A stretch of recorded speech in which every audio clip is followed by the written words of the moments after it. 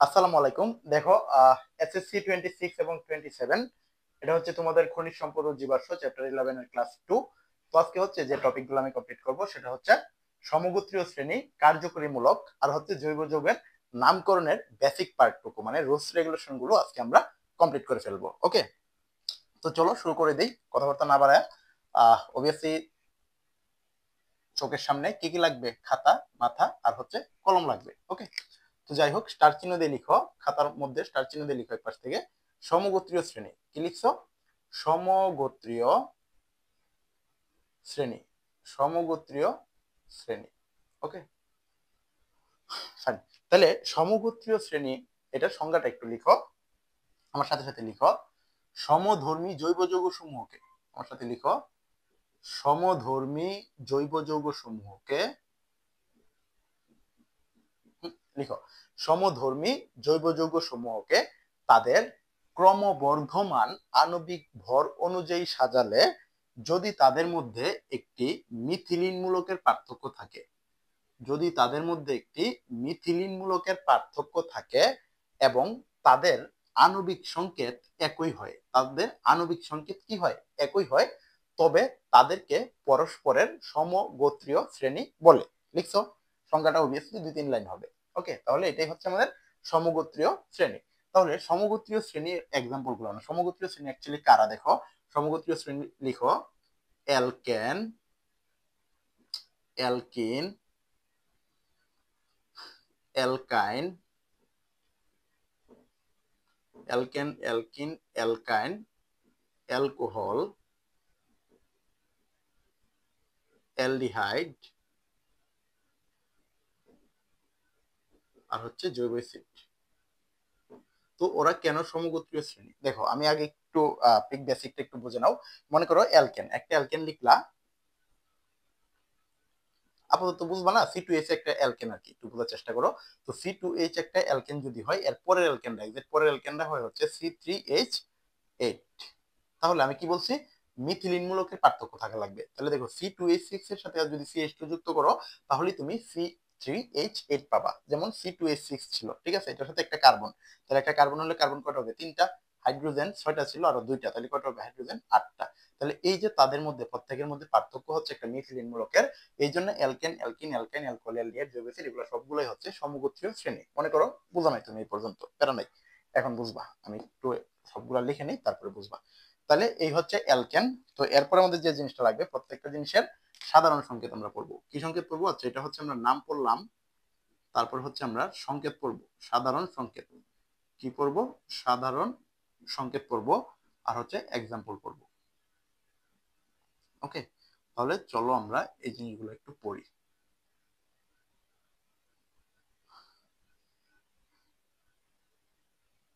ওকে,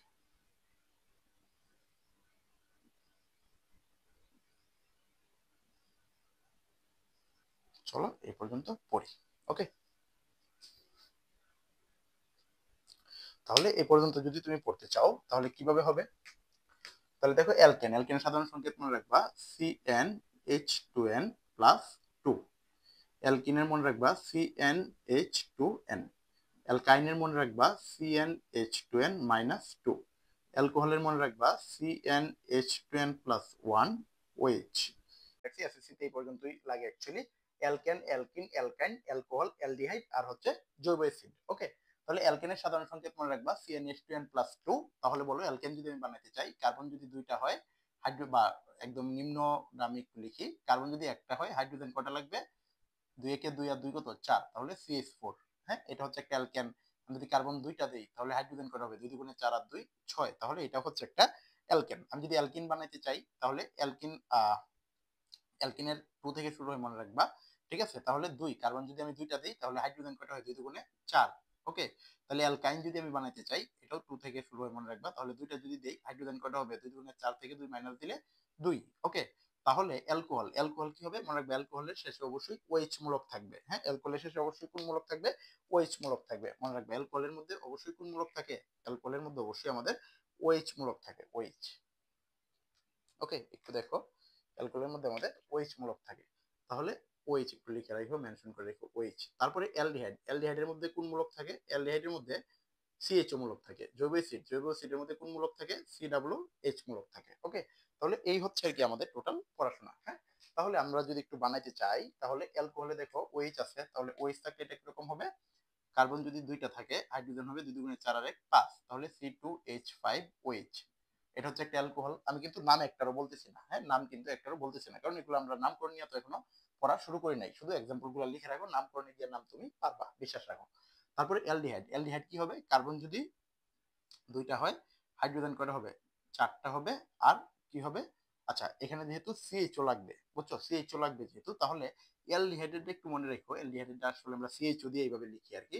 ধরো CH3CHO, এটা এটা হচ্ছে একটা অ্যালডিহাইড, কারণ অ্যালডিহাইডের মধ্যে এই মূলকটা মেনশন করা লাগবে। আগের বার দেখো আমি মূলক কিন্তু OH মূলক কিন্তু মেনশন করে দিয়েছিলাম। তো এটা সাধারণ সংকেতের মধ্যে মূলক যদি মেনশন করা না থাকে, তাও তোমার মূলক মেনশন করে আসলে নামটা করা লাগবে, না হলে অ্যালডিহাইড বোঝা যাবে না আর কি। তাহলে দেখো CH3CHO, তাহলে এখানে কার্বন কয়টা? দুইটা। হাইড্রোজেন কয়টা? 4টা। অক্সিজেন একটা। এই যে কার্বন এন সংখ্যক, হাইড্রোজেন এন এর ডাবল, আর অক্সিজেন একটা, তাহলে এটা হচ্ছে একটা অ্যালডিহাইড। আবার অ্যাসিড, অ্যাসিডে কি থাকবে? CnH2n ও দুইটা থাকবে। তাহলে আমি যদি একটু লিখি, দেখো CH3COOH, এই জায়গায় দেখো এটা হচ্ছে একটা অ্যাসিড, এবং অ্যাসিডের মধ্যে এই যে দেখো আমি মূলক মেনশন করে রাখছি, হ্যাঁ, এই যে মূলক। তাহলে কার্বন যদি দুইটা থাকে, কার্বন এখানে কয়টা? একটা, দুইটা। হাইড্রোজেন কয়টা হবে? 3টা আর একটা 4টা। অক্সিজেন কয়টা হবে? দুইটা। তাহলে এই হচ্ছে আমাদের সমগোত্রীয় শ্রেণীর পড়াশোনা। তো এই যে সমগোত্রীয় শ্রেণীগুলো পড়লাম, এইগুলাই আসলে এসএসসির পড়াশোনা। এগুলার ইন ডিটেলস পড়লেই মোটামুটি আমাদের জৈব যৌগ শেষ হয়ে যাবে, শেষ, কাহিনী শেষ। ওকে, তারপর লিখো, স্টার চিহ্ন দিয়ে লিখো কার্যকরীমূলক। তাহলে এই পর্যন্ত লিখছো? আশা করি এই পর্যন্ত লিখছো। ওকে, তারপর স্টার চিহ্ন দিয়ে লিখো কার্যকরীমূলক। স্টার চিহ্ন দিয়ে লিখো কার্যকরীমূলক। কার্যকরীমূলক। তাহলে কার্যকরীমূলক লিখো যে সকল মূলক জৈব যৌগতে থেকে এর ধর্ম আহ শনাক্ত করে, হ্যাঁ, বা যে সকল মূলক জৈব যৌগ সমূহের থেকে এর ধর্ম শনাক্ত করে, তাদেরকে বলা হয়েছে কার্যকরী মূলক। মানে এই মূলকটা পুরো জৈব যৌগটারই আসলে আইডেন্টিফাই করবে আর কি, পুরো যৌগটারই তোমার কি করবে? পুরো জিনিসটারই আইডেন্টিফাই করবে, এটা বলা হচ্ছে কার্যকরী মূলক। হ্যাঁ, তাহলে কার্যকরী মূলকের জন্য হচ্ছে আমাদের একটা চার্ট পড়া লাগবে। তাহলে কার্যকরী মূলক অ্যাকচুয়ালি যেগুলো যেগুলো লাগে এসএসসি তে, আমি ওগুলাই শুধু পড়াবো। তাহলে এটার জন্য একটা চার্ট আমরা চলো করে ফেলি। নাম লিখবো, তারপর হচ্ছে সংকেত লিখবো, আর হচ্ছে আমরা গঠন লিখবো। কি লিখবো? গঠন লিখবো। গঠন, আর কিছু লাগবে না। তাহলে আমার সাথে একটু পড়ে ফেলি চলো কার্যকরী মূলকটাও। তাহলে 1 নাম্বার দিয়ে লিখো COOH। না, 1 নাম্বার দিয়ে লিখো অ্যাসিড। তাহলে অ্যাসিডের সংকেত হবে COOH। এটা গঠন হচ্ছে, একটু লিখবে এইভাবে COOH,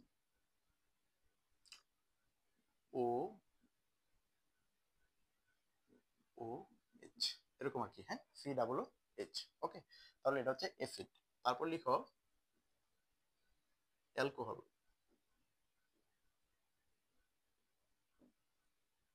তাহলে অ্যালকোহলের কার্যকরী মূলক কি হবে? OH। অ্যালকোহলের কার্যকরী মূলক কি হবে? OH। এটা গঠন OH আর কি। তারপর লিখো অ্যালডিহাইড। অ্যালডিহাইডের কার্যকরী মূলক কি হবে? CHO। মনে রাখবে যে একটু আগে আমি বললাম। তাহলে অ্যালডিহাইড হচ্ছে CHO। অ্যালডিহাইড হচ্ছে কি? CHO। তাহলে CHO আমরা কেমনে লিখি? সি, তারপরে একটু মনে রাখবা HO, ঠিক আছে? তাহলে CHO, ঠিক আছে? CHO হচ্ছে আমরা এভাবে লিখি। ওকে, তারপরে হচ্ছে কিটোন। কিটোন তো নাই এসএসসি তে, কিটোনের পার্টটুকু নাই, তাও একটু মনে রেখো। কিটোন হচ্ছে আমরা CO। CO হচ্ছে এভাবে লিখি আর কি, CO। হ্যাঁ, কিটোন। ওকে, তারপরে 5 নম্বরে যাবো। 5 নম্বর কি আছে? অ্যাসিড, অ্যালকোহল, অ্যালডিহাইড, তারপর হচ্ছে কিটোন, তারপর হচ্ছে অ্যালকিন। হ্যাঁ, অ্যালকিন হচ্ছে দ্বিবন্ধন থাকবে, মনে রাখবা। এর গঠন আর কি দ্বিবন্ধন থাকবে আর কি। সামটাইমস হচ্ছে এটা আর বন্ড আর বলা হয় আর কি। এই একই একই একই। তারপর হচ্ছে অ্যালকাইন। অ্যালকাইন, অ্যালকাইন হচ্ছে ত্রিবন্ধন থাকবে। কি থাকবে অ্যালকাইনে? অ্যালকাইন হচ্ছে ত্রিবন্ধন থাকবে। ওকে, ত্রিবন্ধন থাকবে। এটার আবার গঠন করতে কি আসছে। তারপর আসো 6 নাম্বার হচ্ছে অ্যালকাইল, মনে রাখবা অ্যালকাইল।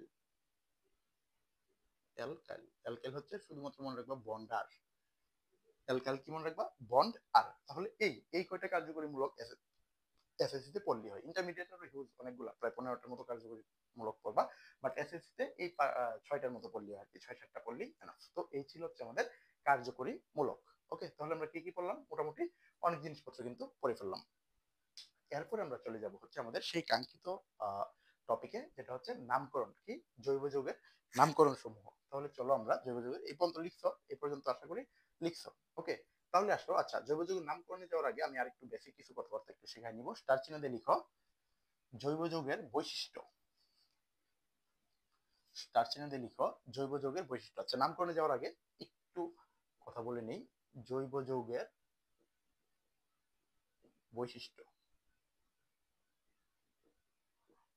বুঝছো? তাহলে একটু লিখো জৈব যৌগের বৈশিষ্ট্য। তাহলে 1 নাম্বার দিও। হ্যাঁ, 1 নাম্বার দাও। 1 নাম্বার জৈব যৌগের বৈশিষ্ট্য লিখো কেটিনেশন ধর্ম বিদ্যমান। কি ধর্ম বিদ্যমান? কেটিনেশন ধর্ম বিদ্যমান। ওকে, তাহলে কেটিনেশন ধর্ম কি? কেটিনেশন ধর্ম হচ্ছে শিকল ধর্ম, মানে জৈব যৌগ সবসময় শিকল ধর্ম দেখাবে আর কি। হ্যাঁ, জৈব যৌগের মধ্যে শিকল ধর্ম বিদ্যমান থাকবে। এই শিকল ধর্মের অপর নাম হচ্ছে কেটিনেশন ধর্ম, বুঝছো? ওকে, তাহলে এই কেটিনেশনের কারণে কার্বন কার্বন সবসময় এরকম শিকলের মতো হবে। কার্বন কার্বন সবসময় কি হবে? এরকম শিকলের মতো হবে, বুঝছো? তাহলে কার্বন কার্বন যখন শিকলের মতো হয়, তখন কার্বনের যোজনে কিন্তু 4, বা কার্বনের হচ্ছে বলে না 4টা বন্ধন হচ্ছে ফিল আপ থাকবে অলওয়েজ। এই জন্যই হচ্ছে আমরা তখন এভাবে লিখছিলাম, ধরো একটা যৌগ কিভাবে লিখছিলাম তখন, CH3 CH2 CH3। এইভাবে লিখলে দেখো কি হয়, এটার যদি আমি গঠনটা আঁকাই, এই যৌগের গঠনটা যদি আমি আঁকতে চাই, এখনো কিন্তু তুমি জানো না এটার নাম কি, জানা দরকার নেই। এই যৌগের যদি তুমি গঠনটা আঁকতে চাও, তাহলে গঠনটা কিভাবে হবে? দেখো, কার্বন কি, এই যে একটা কার্বন, এই যে আরেকটা কার্বন, এই যে আরেকটা কার্বন। তাহলে প্রত্যেকটা কার্বনের কয়টা করে বন্ধন ফিল আপ হওয়া লাগবে? প্রত্যেকটা কার্বনে আমি বলছি 4টি বন্ধন পূর্ণ হতে হবে। কয়টি বন্ধন পূর্ণ হতে হবে? 4টি বন্ধন পূর্ণ হতে হবে। ওকে, তাহলে 4টা বন্ধন যদি পূর্ণ হয়, কিভাবে পূর্ণ হবে? তাহলে এই যে কার্বন তো এখানে 3টা ছিল, 3টা গেলাম আমি। দেখো, প্রত্যেকটা কার্বনের জন্য যদি আমি কাজ করতে চাই, 1 2 3, দেখো তো প্রত্যেকটা কার্বনে 4টা করে বন্ধন হয়েছে না? এই কার্বনের ক্ষেত্রে এই যে 3টা লাল, একটা কালো, 4টা, 2টা কালো, 2টা লাল, 4টা, একটা কালো, 3টা লাল, 4টা। তো প্রত্যেকটার মধ্যে কি বলবে? কিছু না কিছু বসবে। তো এখানে যেহেতু হাইড্রোজেন, চলো হাইড্রোজেন বসাই।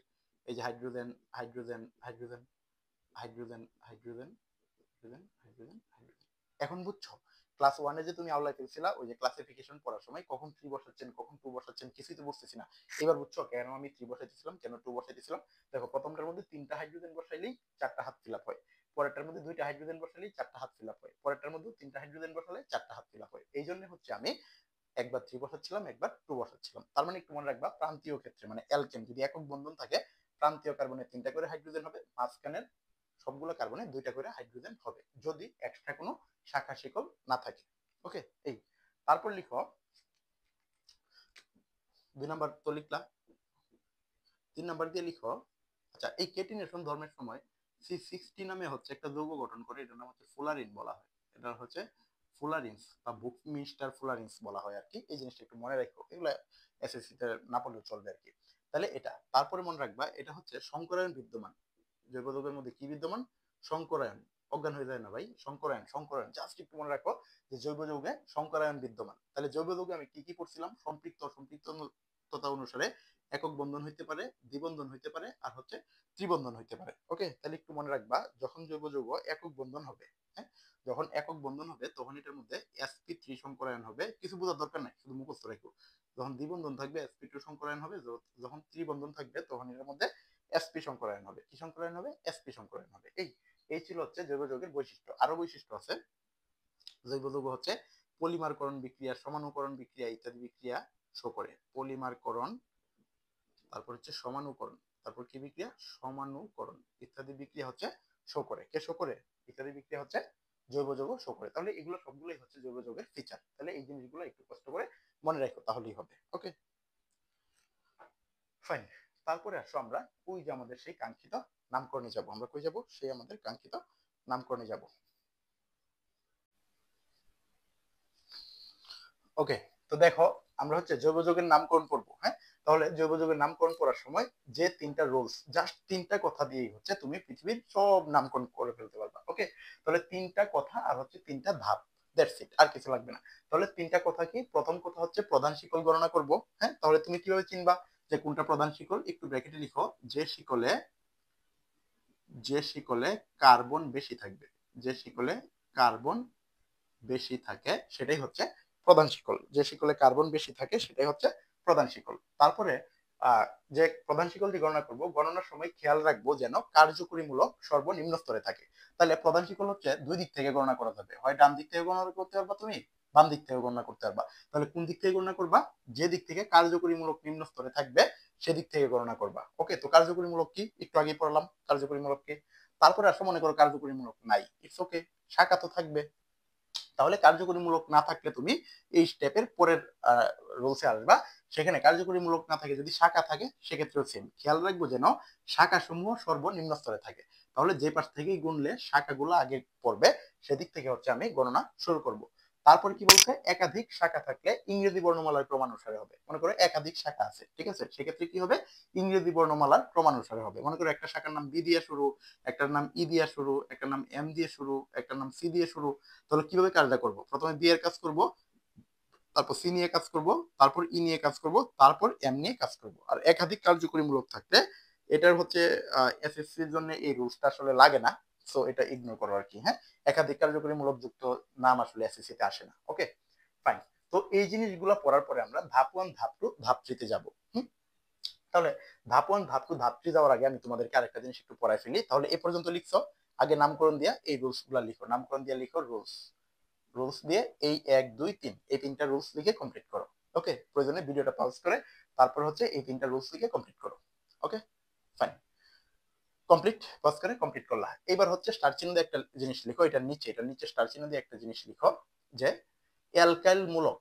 কি মূলক? অ্যালকাইল মূলক। জৈব যৌগ পড়বা আর অ্যালকাইল মূলক বুঝবা না এমন হইতে পারবে না। অ্যালকাইল মূলক না বুঝলে জৈব যৌগের অনেক কিছু বুঝবা না। হ্যাঁ, অ্যালকাইল মূলক, অ্যালকাইল মূলক দেখো কার্যকরী মূলকে হচ্ছে আমি একটা অ্যালকাইল মূলক হচ্ছে লিখে রাখছিলাম, বুঝছো? কার্যকরী মূলকে কি করছিলাম? আমি একটা অ্যালকাইল মূলক লিখে রাখছিলাম। ওকে, তাহলে অ্যালকাইল মূলক যদি হচ্ছে তুমি পড়তে চাও, লিখো, জাস্ট সংজ্ঞাটা লিখো, লিখো অ্যালকেন হতে একটি হাইড্রোজেন অপসারণ করা হলে। কি লিখো? অ্যালকেন হতে একটি হাইড্রোজেন অপসারণ করা হলে যে মূলক পাওয়া যায় তাকে অ্যালকেন মূলক বলে। কি লিখছো? অ্যালকেন হতে একটি হাইড্রোজেন অপসারণ করা হলে যে মূলক পাওয়া যায় তাকে অ্যালকাইল মূলক বলে। তারপর তীর চিহ্ন দিয়ে লিখো অ্যালকাইল মূলককে বন্ড আর দ্বারা প্রকাশ করা হয়। কি দ্বারা প্রকাশ করা হয়? Alkyl মূলককে bond.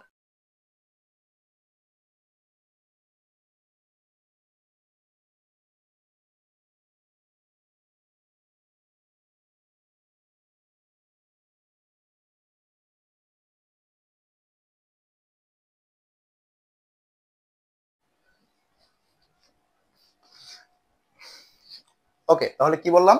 অ্যালকাইল মূলকে আর দ্বারা প্রকাশ করা হয় এবং নামের শেষে আইল বসাইতে হবে। তাহলে একটা এক্সাম্পল দেই, মনে করো আমি বললাম CH4।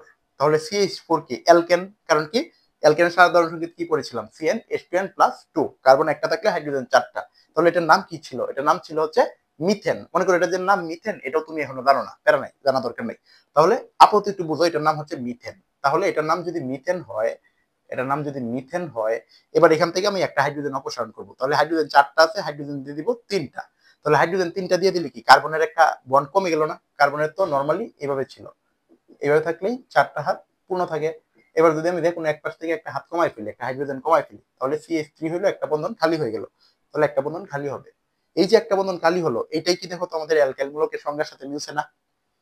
অ্যালকেন থেকে একটা হাইড্রোজেন অপসারণ করলে যা পাওয়া যায় তাই হচ্ছে আমাদের অ্যালকেন মূলক। তাহলে এটার নাম ছিল, আগে ছিল মিথেন, এবার কি হয়ে যাবে? মিথাইল। এবার এটার নাম কি হয়ে যাবে? মিথাইল। এটার নাম কি হয়ে যাবে? মিথাইল।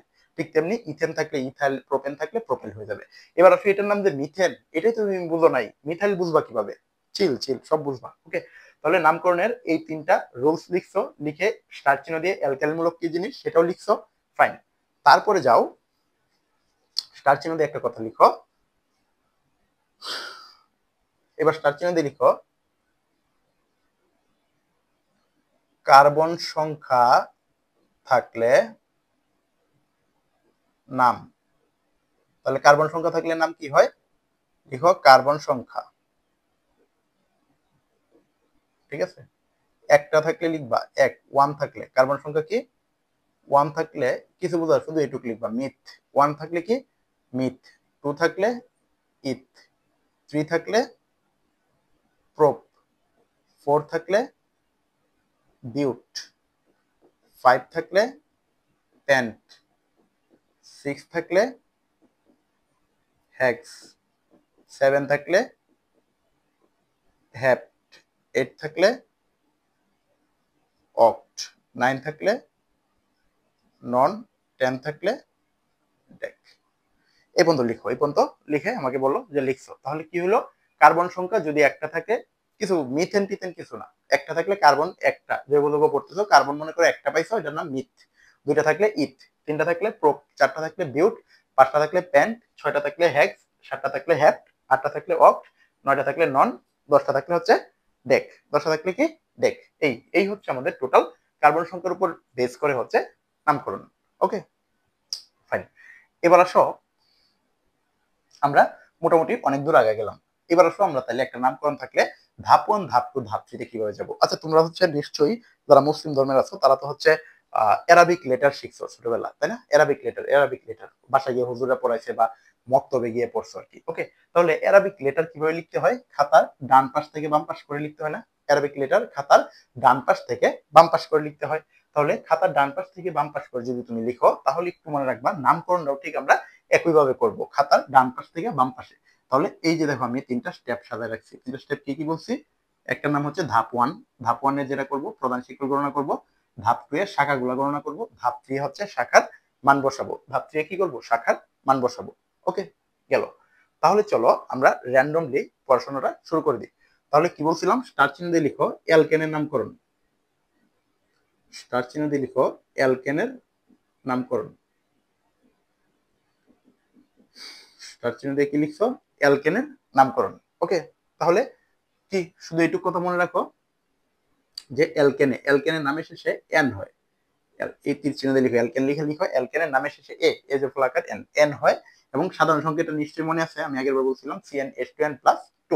তাহলে চলো আমি একটা অ্যালকেন তোমাদেরকে একটু দেখানো ট্রাই করি। আমি বললাম CH3 CH2 CH3, এটা হচ্ছে এক নম্বর কোয়েশ্চেন। তাহলে এটার নাম কি হবে? দেখো যারা 9 এ আছো বুঝো, 10 এ আছো বুঝো। CH3 CH2 CH3, এটা কিন্তু ডিরেক্ট হচ্ছে সাধারণ সংকেতের মধ্যে বসাই হচ্ছে আমি নামটা বের করে ফেলতে পারবো। কারণ দেখো কার্বন 3টা, হাইড্রোজেন 3 3 6 2 8টা, CnH2n+2। তাহলে CnH2n+2 এর মধ্যে যদি পড়ে, তাহলে কার্বন 3টা থাকলে 3 দুগুণে 6 আর 2 কয়টা হবে? 8টাই হবে। তাহলে ডিরেক্টলি বলা যায় যে এটার নাম হচ্ছে C3H8। আর C3 থাকলে কি? C3 থাকলে প্রোপ। তাহলে অ্যালকেনের নামের শেষে যদি এন হয়, তাহলে প্রোপ যোগ এন, এটার নাম কি হবে? প্রোপেন। আর এটা যে অ্যালকেন, এটা তুমি বুঝছো কেমনে? মনে রাখবা শুধুমাত্র যদি একক বন্ধন থাকে, শুধুমাত্র যদি পুরো জিনিসটার মধ্যে একক বন্ধন থাকে, তাহলেই সেটা হচ্ছে অ্যালকেন। মানে যদি অন্য কোনো মূলক টলক না থাকে আর কি, বুঝছো? যাই হোক, আচ্ছা এই জিনিসটা মনে রাখা লাগবে না, শুধুমাত্র একক বন্ধনটা, এটা বাদ দাও।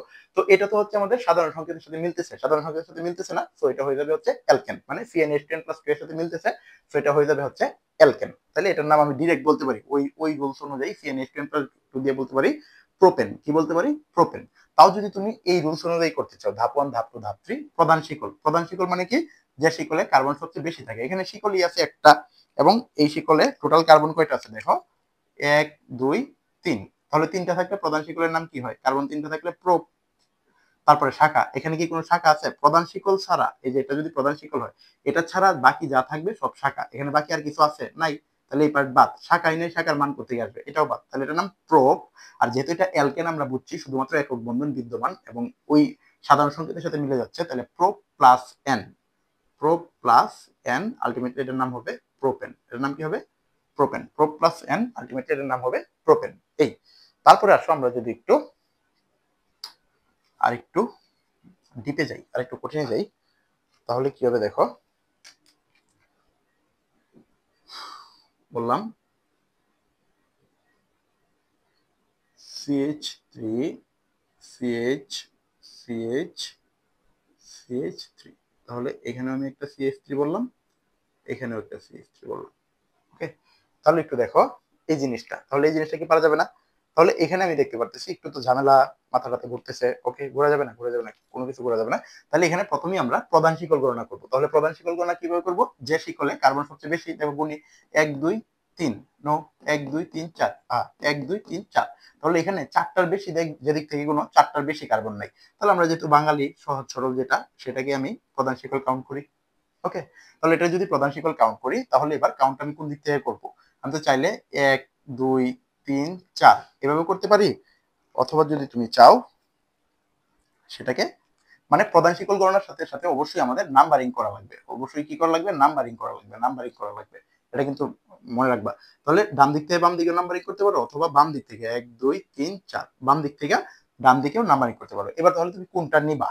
দেখো, যেদিক থেকে নাম্বারিং করো তুমি, এটা কি? এটা যদি প্রধান শিকল হয়, লালের বোল্ড করে যদি প্রধান শিকল হয়, তাহলে এগুলো হচ্ছে শাখা। যেদিক থেকে তুমি কাউন্ট করো 2 নাম্বার কার্বনে কি আসতেছে? 2 নাম্বার কার্বনে শাখা আসতেছে। তার মানে তুমি যেটা নাও, মানে যে কোনো একদিক থেকে নাম্বারিংটা করলেই হবে। ওকে, তাহলে যে কোনো একদিক থেকে নাম্বারিংটা করলেই যদি হয়, তাহলে এটা কি হইলো? তাহলে এটার মধ্যে টোটাল কয়টা কার্বন আছে? চারটা। চারটা, চারটা থাকলে নাম কি হয়? বিউট। চারটা থাকলে কি হয়? এই যে দেখো, ধাপ 1 এর প্রধান শিকল, প্রধান শিকল আমি বসাই দিলাম বিউট, গেল। তারপর শাখা, এই যে দেখো দুইটা শাখা, দুইটা শাখার নাম কি? মিথাইল। এই শাখার নাম কি? মিথাইল। মিথাইল যেটা নাম আমরা কোথা থেকে পড়ছি? অ্যালকাইলের মধ্যে একটু আগে পড়লাম না? মিথেন থেকে একটা হাইড্রোজেন কম হইলে মানে CH3 হইলে নাম কি হয়? মিথাইল হয়। তাহলে দুইটা শাখার নামই হচ্ছে মিথাইল। তাহলে মিথাইল। এবার আসো আরেকটা কথা আছে এখানে, একটা জিনিস লিখো, এটার পরে স্টার চিহ্ন দিয়ে একটা কথা লিখো। আচ্ছা, এটা আমি একটু মুছলাম, একটু আচ্ছা, এই পাশটা আমি একটু মুছলাম, কোথায় মুছবো জায়গায় নেই। আচ্ছা, কোথাও একটু তুমি স্টার চিহ্ন দিয়ে লিখো যে সেম জিনিস একাধিক থাকলে, একটু লিখো সেম জিনিস, সেম জিনিস একাধিক থাকলে, একাধিক থাকলে, সেম জিনিস একাধিক থাকলে একটু স্টার চিহ্ন দিয়ে লিখো। একাধিক মানে দুইয়ের বেশি, একের বেশি। তাহলে দুইটা থাকলে লিখো ডাই, দুইটা থাকলে কি? ডাই। তিনটা থাকলে ট্রাই, তিনটা থাকলে কি? ট্রাই। চারটা থাকলে লিখো টেট্রা, পাঁচটা থাকলে লিখো পেন্টা, ছয়টা থাকলে লিখো হেক্সা, সাতটা থাকলে লিখো হেপ্টা, আটটা থাকলে অক্টা। আর লাগবে না। তাহলে দেখো এই পর্যন্ত লিখছো, 8 পর্যন্ত লিখছো। তাহলে সেম জিনিস অনেকগুলো থাকলে এই ধরনের ঘটনা ঘটে। সেম জিনিস বলতে আমি বলেছি সেম মূলক বা সেম কার্যকরী মূলক যদি অনেকগুলো থাকে। তাহলে এখানে সেম মূলক কয়টা? দুইটা। তাহলে দুইটা থাকলে কি হবে? ডাই। তাহলে দেখো এটার নাম হবে যেহেতু মিথাইল, তো মিথাইল মিথাইল দুইবার তোমরা লিখতে পারবো না, এজন্য লিখবো ডাই মিথাইল। তাহলে শাখার ধাপ 2 আমি শাখার নাম বসাইলাম নাকি বসাইলাম না? বসাইলাম। এবার ধাপ 3 এর শাখার মান, এই দুইটা শাখা কই আছে? 2 আছে একটা, 3 আছে একটা। তাহলে আমি লিখবো 2 3 ডাই মিথাইল বিউট। ঘটনা এখানেই শেষ হইতে পারতো, কিন্তু এখানে কি একক বন্ধন ছাড়া আর কিছু আছে? না। তো এটা তো একটা হচ্ছে অ্যালকেন, অ্যালকেন একক বন্ধন থাকে শুধুমাত্র। তাহলে বিউট প্লাস এন মানে এটা হয়ে যাবে বিউটেন। এটা কি হয়ে যাবে? বিউটেন। এটা কি হয়ে যাবে? বিউটেন। এই এই হচ্ছে আমাদের অ্যালকেনের নামকরণ।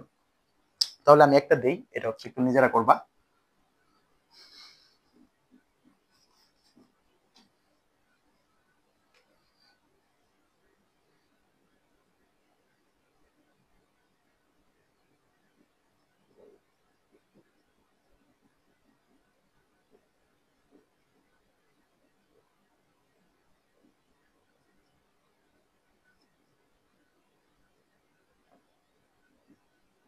এটা হচ্ছে ক্লাস হোমওয়ার্ক। হ্যাঁ, এটা হচ্ছে আমাকে একটু নিজেরা করে দেখাইবা। এটা কি করবা? একটু নিজেরা করে দেখাইবা। ওকে, তাহলে এই হচ্ছে আমাদের অ্যালকেনের নামকরণ।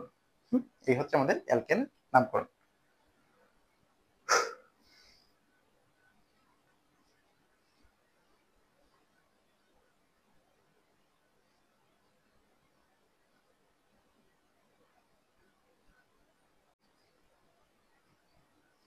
আচ্ছা, তো তারপরে আসো অ্যালকিনের নামকরণ। তাহলে আমি একটু সবকিছু লিখে দিলাম, অনেক হিবি হয়ে গেছে না? এগুলো তো সব তোমাদের কাছে নোট করা আছে, নোট করা আছে না সব? কিন্তু এই রুলস গুলা সবগুলা কি করো? নোট করে রাখো। অবভিয়াসলি আমি ধরে নিলাম তোমরা নোট করে রাখছো। ওকে, তো আসো আমি যদি একটু আগাই,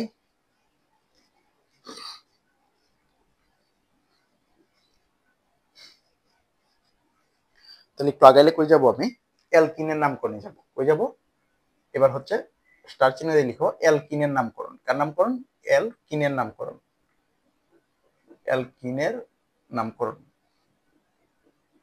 ওকে, তাহলে দেখো অ্যালকিনের নামকরণ কিভাবে হবে। তাহলে আমি ডিরেক্ট প্র্যাকটিসে যাই, কারণ রুলস, তিনটা রুলসই তুমি জানো, তিনটা ধাপও তুমি জানো। তাহলে আমি যদি ডিরেক্ট প্র্যাকটিসে যাই, তাহলে আমি যদি তোমার বলি, তাহলে অ্যালকিনের নামের শেষে কি হবে একটু মনে রাখবা, নামের শেষে ইন হবে, আর এটার মধ্যে দ্বিবন্ধন থাকবে, মানে পুরা যৌগের কোথাও যদি তুমি দ্বিবন্ধন থাকো দেখো তাইলে বুঝবা এখানে তুমি অ্যালকেন নিয়ে কাজ করতেছো বা অ্যালকেনের নামকরণ চাইছে। হ্যাঁ, তাহলে যদি আসে এরকম CH3 CH double bond CH3। ওকে, তাহলে এবার দেখো, এবার কিন্তু আর মাঝখানে টু দেই নাই। কেন টু দেই নাই? দেখো এই কার্বনের ক্ষেত্রে একটা দুইটা তিনটা আর হাইড্রোজেনের সাথে একটা বন্ড চারটা। এই কার্বনের ক্ষেত্রে একটা দুইটা তিনটা আর হাইড্রোজেনের সাথে একটা বন্ড, মানে চারটা বন্ড কমপ্লিট হয়েছে। তাহলে চারটা করে বন্ড কমপ্লিট হলে নিশ্চয়ই আমি আর নতুন করে দ্বিবন্ধন বা মানে নতুন করে আর H2 দিব না, তাই না?